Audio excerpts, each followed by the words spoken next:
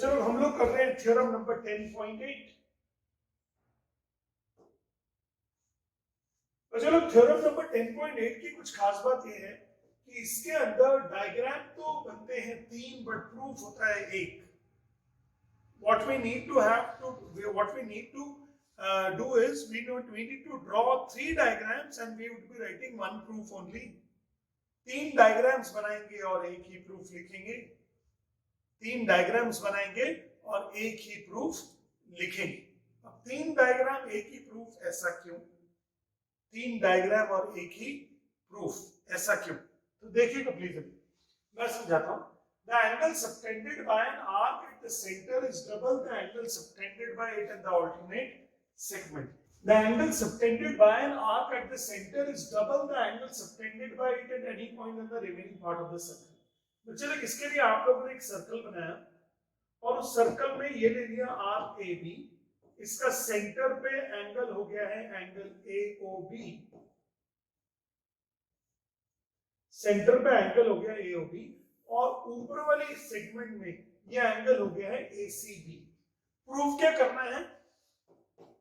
To prove क्या है? To prove angle A O B is double of angle A C B. मुझे बताइएगा क्या आप सब लोगों को दिख रहा है? Is double of angle A C B. ये प्रूव करना होता ना, angle A O B is double of angle A C B. मुझे बताइए बना कि नहीं? Angle A O B is double of angle A C B. अब अगर ऐसा है ना तो इसके लिए मैंने कुछ कंस्ट्रक्शन किया है। कंस्ट्रक्शन क्या है? join CO to intersect the circumference at M। join CO to intersect the circumference at M। Circumference को M पर इंटरसेक्ट करने के लिए CO को ज्वाइन कर दिया। join CO to intersect the circumference at M। तो बच्चे लोग ये हो गया एंगल 1, ये हो गया एंगल 2, ये हो गया एंगल 3, ये हो गया एंगल 4, ये 5 और ये 6। चेक करो क्या डायग्राम समझ में आ रहा है सब लोग को? तो बच्चे लोग आपको प्रूफ, आपने ये एंगल्स को मार्क कर लिया। अब आप यानी कंस्ट्रक्शन में क्या करोगे? Join CO to intersect circumference at M। Are you getting my point? Join CO to intersect the circumference at M। Join CO to intersect the circumference at M। अब उससे क्या हुआ देखिएगा प्लीज। प्रूफ, जब मैं प्रूफ लिखूं तो सिर्फ देखिए और ये मानिए कि ये प्रूफ बहुत ही इजी प्रूफ है, टफ प्रूफ नहीं। This is very easy. सबकी वीडियो ऑन होनी चाहिए। ये बहुत इजी प्रूफ है, देखिएगा सब लोग। ये बताइए in triangle AOC, in triangle AOC क्या OA is equal to OC है रेडियन? कम ऑन, क्या OA is equal to OC है रेडियस ऑफ द सर्कल? ये दोनों बराबर होंगे रेडियस ऑफ द सर्कल।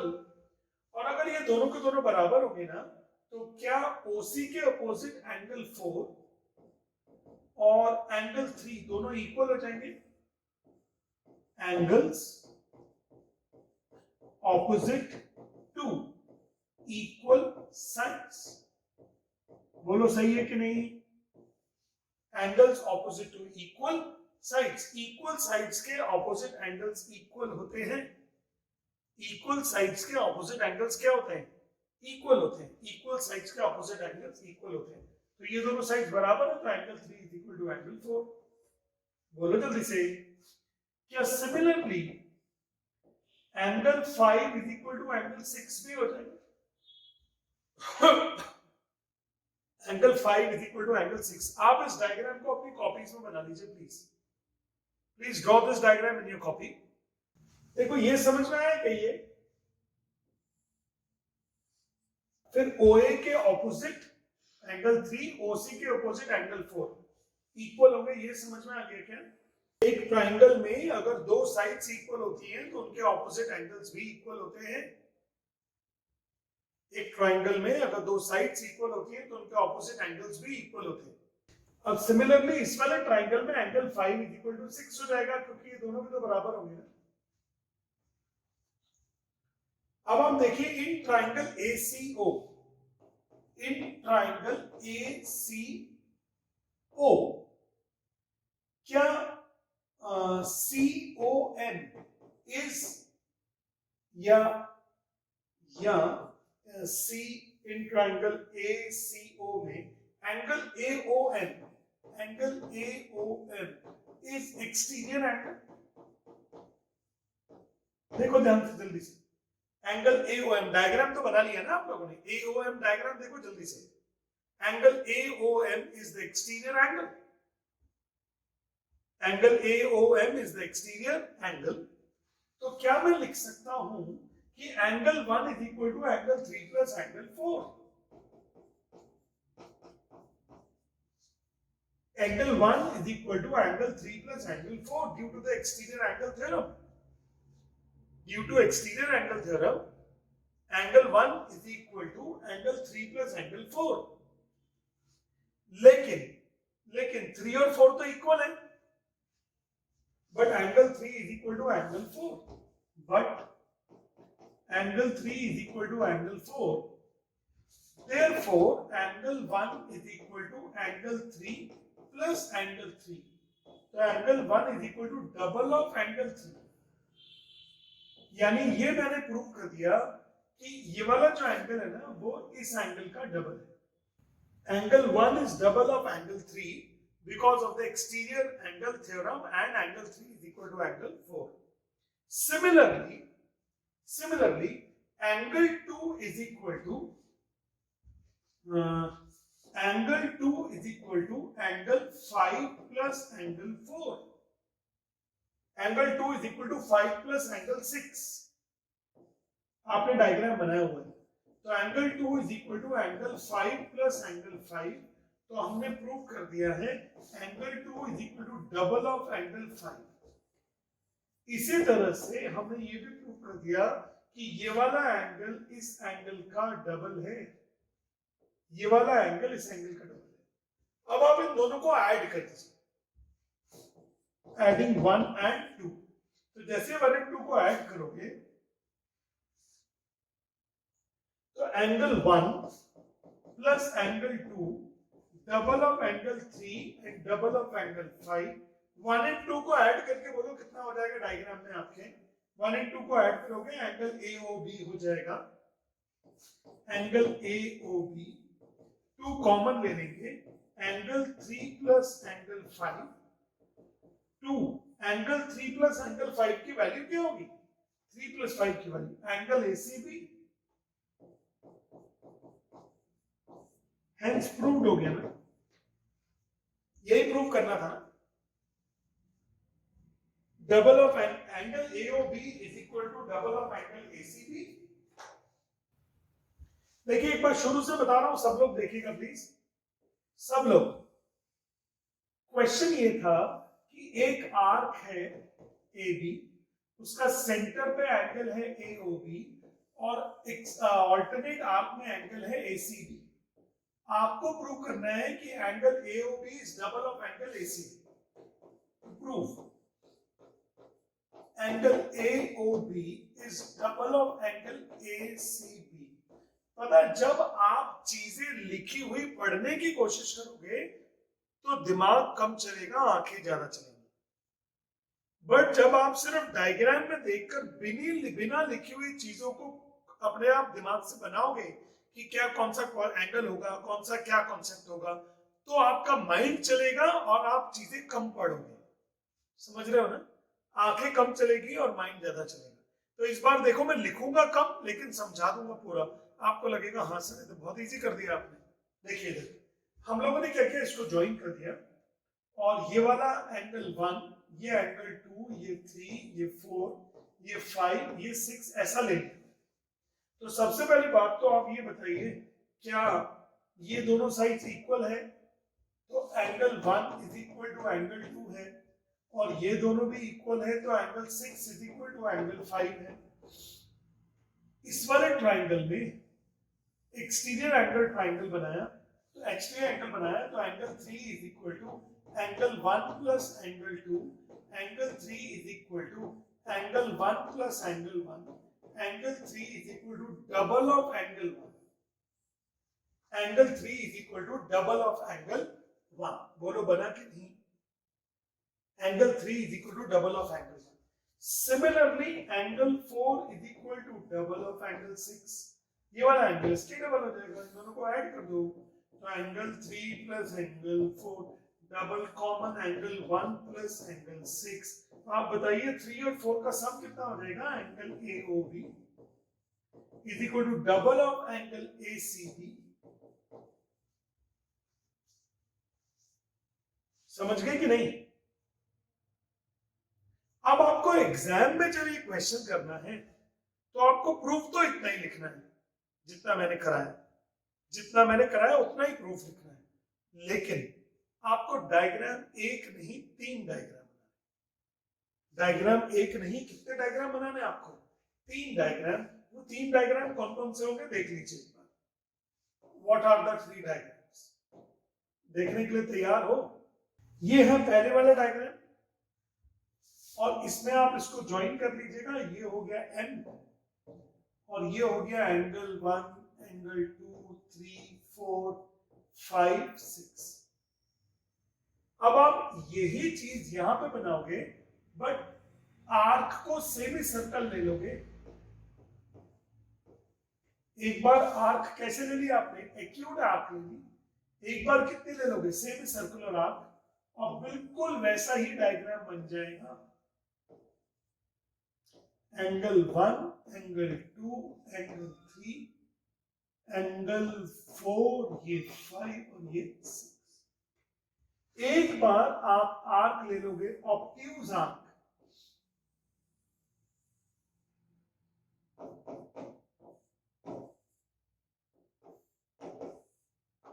फिर ऐसे ज्वाइन कर दोगे। ये एंगल 1, ये एंगल 2, ये एंगल 3, 4, 5, 6। प्रूफ इसको देख के लिखोगे, बट डायग्राम कितने बनाओगे?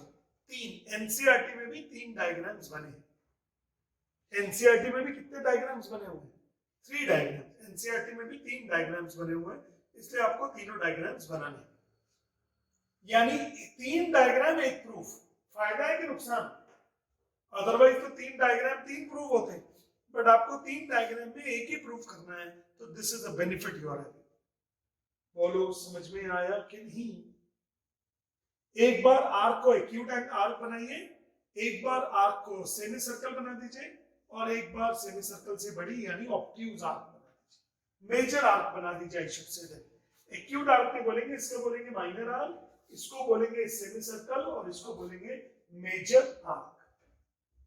एक बार आधे से छोटी, एक बार आधे से छोटी, एक बार आधी, और एक बार आधे से बड़ी।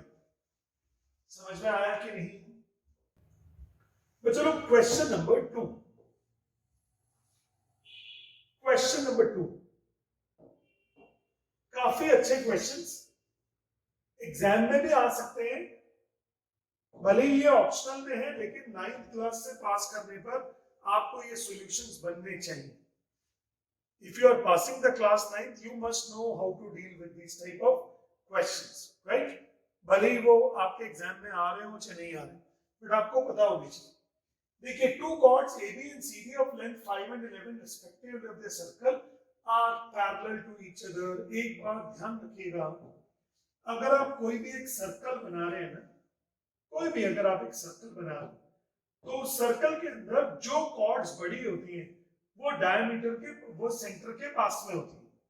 लिख लीजिए अपनी कॉपीज में, longer chords of the circle are nearer to the centre. क्या मतलब हो गया इस बात का?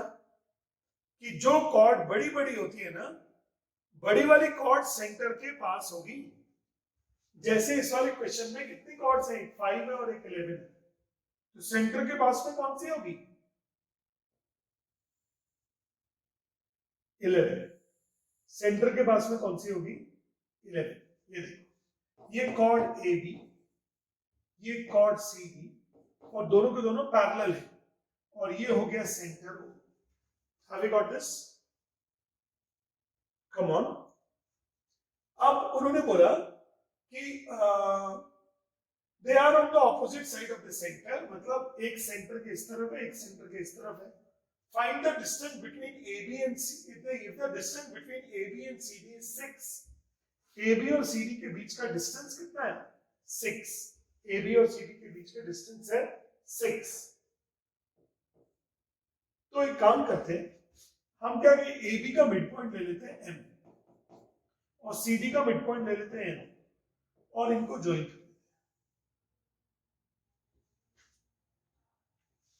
हैं. AB का मिड पॉइंट ले लेते हैं M, CD का मिड पॉइंट ले लेते हैं N और M और N को ज्वाइन कर देते हैं. That will pass through the centre.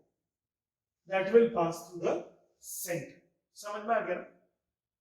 या फिर आप ऐसा लिख लीजिए, let us draw the perpendicular bisectors of AB and CD passing through O. AB और CD का perpendicular bisector बनाया जो कहां से पास होगा? O से पास होगा. That would be passing through O. लिख लीजिए अपनी कॉपीज में. Draw the perpendicular bisector of AB and CD. Draw the perpendicular bisector of AB and CD passing through O. हमें तो मालूम ही है कि सेंटर से पास होता है किसी भी कॉर्ड का परपेंडिकुलर बाइसेक्टर. मालूम है कि नहीं है? किसी भी कॉर्ड का परपेंडिकुलर बाइसेक्टर कहां से पास होता है? सेंटर से होता है पास. समझ गए? ओके. अब ये टोटल डिस्टेंस कितना दिया हुआ आपको? 6. तो अगर ये 6 दिया है तो इसको x ले लेता हूं. ये 6 माइनस x हो जाए. ये 90 डिग्री है और ये भी 90 डिग्री. देखो बन गया कि नहीं? हाँ, क्योंकि यहां से लेकर यहां तक कितना दिया हुआ है? 6. तो उसमें ये वाला अगर x ले लोगे तो ये बाकी कितना बच जाएगा? 6 माइनस x. ये अगर ON x ले लिया ना, अगर ON को x ले लिया, ON को x ले लिया तो OM कितना हो जाएगा? 6 में से x छोड़ तो बाकी बच जाएगा. बोलो प्यारे लाल. अब ये पूरी कॉर्ड कितनी है? AB की लेंथ है 5. तो MB की लेंथ कितनी हो जाएगी? क्या वो 5/2 हो जाएगी? और ND की लेंथ कितनी हो जाएगी? ND की क्या वो 11/2 हो जाएगी?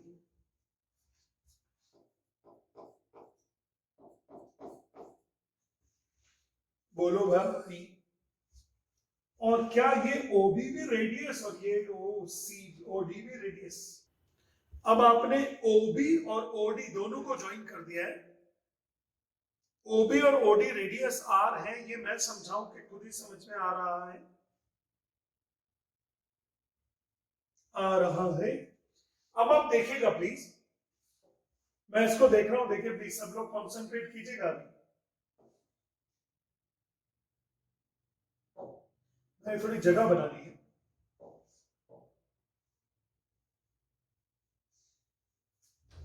AB कितनी है? AB तो M उसका मिड पॉइंट है तो MB की लेंथ कितनी हो जाएगी?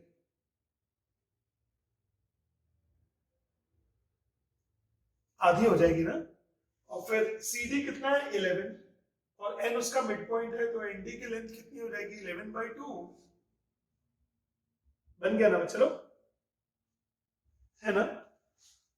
अब देखिएगा, इन ट्राइंगल बॉम्ब, इन ट्राइंगल बॉम्ब, बॉम्ब मतलब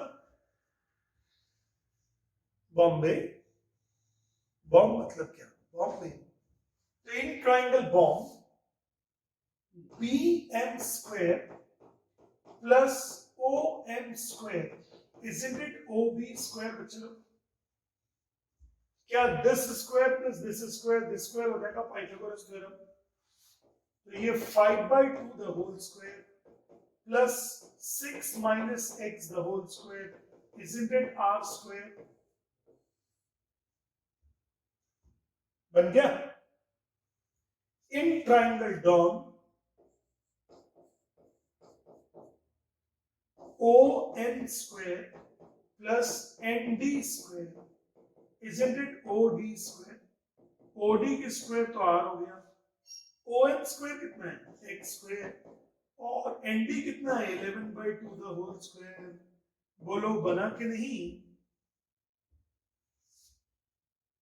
सब लोग वीडियो ऑन करके बैठे यार, ऐसा मजा नहीं आता मुझे पढ़ाने। अब फर्स्ट एंड सेकंड दोनों में ही तो R स्क्वायर है ना, तो मैंने फर्स्ट एंड सेकंड को इक्वेट कर दिया, equating 1 and 2, equating R square from 1 and 2, 1 and 2 से R square की वैल्यू को इक्वेट कर दिया। ये हो गया 5/2 the whole square plus 6 minus x the whole square is equal to 11/2 the whole square plus x square। Check कीजिए सही दिखाते हैं मैंने, ये भी R स्क्वायर का वैल्यू और ये वाला भी R स्क्वायर का वैल्यू, दोनों को इक्वेट कर दिया। ये सारी दोनों वैल्यूज इक्वल होना चाहिए ना, because they are the values of R square. Left hand side भी R स्क्वायर का वैल्यू है, राइट हैंड साइड भी R स्क्वायर का वैल्यू है। तो अगर ऐसा होगा तो ये हो जाएगा 25/4 प्लस 36 प्लस x square minus 12x is equal to 121/4 plus x square. बोलो आया समझ में क्या?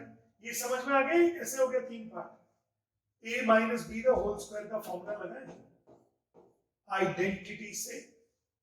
क्या x स्क्वायर चल बसे? अब ये बचा कितना? 25/4 minus 121/4 plus 36, isn't it 12x? इसको इधर ले आए और इसको इधर ले आए। अब 36 तो ठीक है, इन दोनों का एलसीएम कितना हो गया? 4, 25 माइनस 120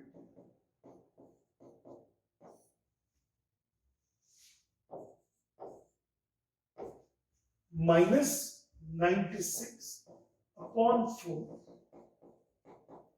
अब 36 माइनस 96/4 24 होता ना। 36 minus 24 is how much? 12।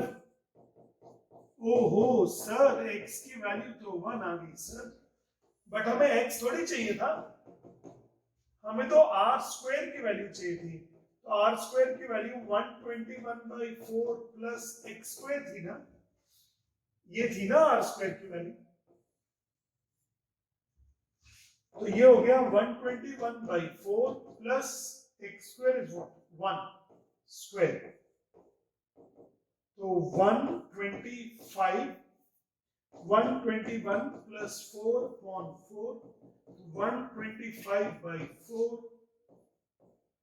R की वैल्यू √125/4,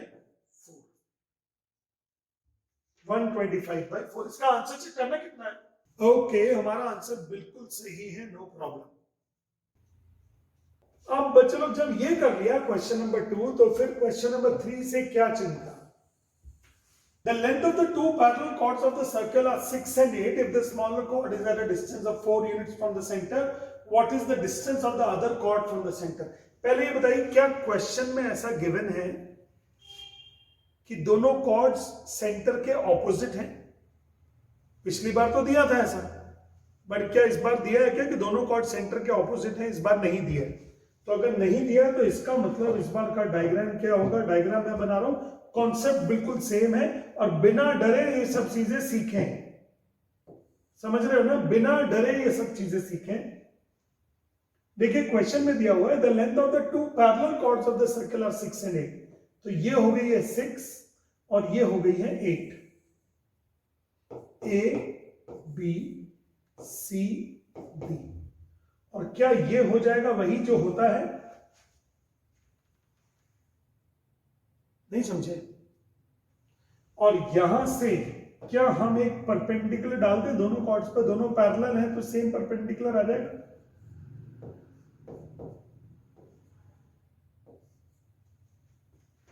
तो ये अपने आप 3 हो जाएगा, ये अपने आप 4 हो जाएगा। अब बोलोगे सर कैसे? But perpendicular drawn from center to the chord bisect the chord. Perpendicular drawn from center to the chord bisect the chord. दोनों पैरेलल ही तो एक ही, दोनों पैरेलल थी तो एक ही परपेंडिकुलर चला गया वहां तक। अकेले सर्कल्स में इतनी प्रैक्टिस है कि जितनी बाकी पूरी ज्योमेट्री में प्रैक्टिस है।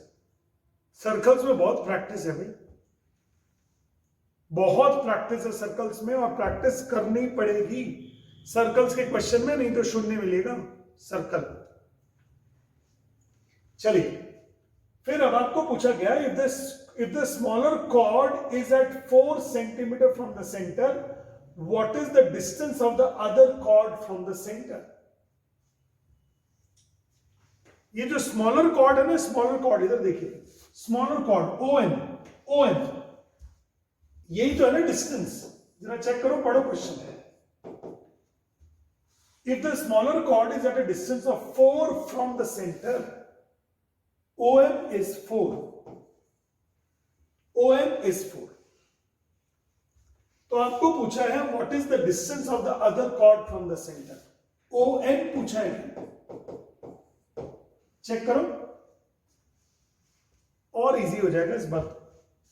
देखिए, सबसे पहले आपने ये वाला ट्राइंगल ले लिया, in triangle BOM, triangle BOM. क्या OB square is equal to OM square plus BM square होगा? चेक कीजिएगा सब लोग। In triangle OB square, sorry in triangle BOM, OB square is equal to OM square plus BM square.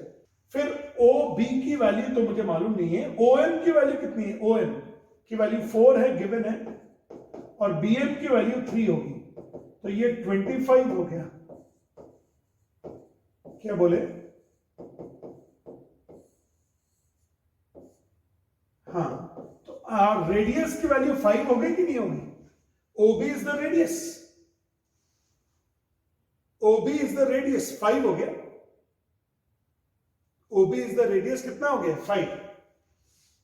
अब OD को भी join कर लेता हूं, और in triangle DON, triangle DON, तो OD square is equal to ON square plus ND square. क्या OD की वैल्यू तो मुझे मालूम है 5 है, कैसे मालूम? How do you know that OD is 5? Radius are equal, radius of the circle are equal. OB और OD दोनों रेडियस हैं। ON की वैल्यू कितनी है? ON मुझे पता नहीं है, क्योंकि ON ही तो निकालना है। और ND कितना है? ND 4। तो इसका मतलब 25 minus 16 is ON square, 9 is equal to ON square. ON की वैल्यू बेटा 3 हो गई है, यानी जो दूसरे वाली कॉर्ड होगी उसका डिस्टेंस 3 होगा सेंटर से।